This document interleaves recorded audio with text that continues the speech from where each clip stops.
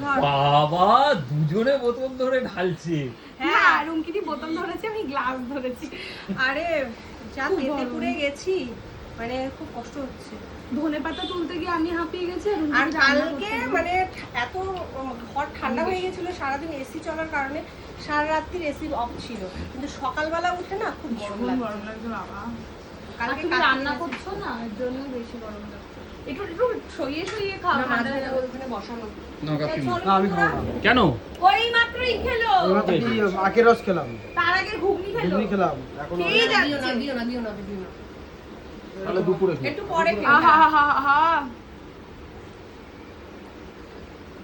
আর মাজা খেতে আমি খুব ভালোবাসি। ভালো বানিয়েছে না?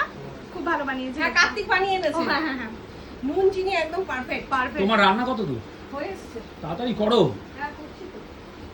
আবার বিকেলে আমরা বেরোবো তো, তাই না? এর জন্যই তো একদম ভোর ভোর উঠে পড়েছি। ভোর ভোর উঠে তুমি 10:30টার সময় ঘুম থেকে উঠে ও বাবা, কালকে তো ভোরবেলা উঠেছি না। যাই হোক খাই এটা।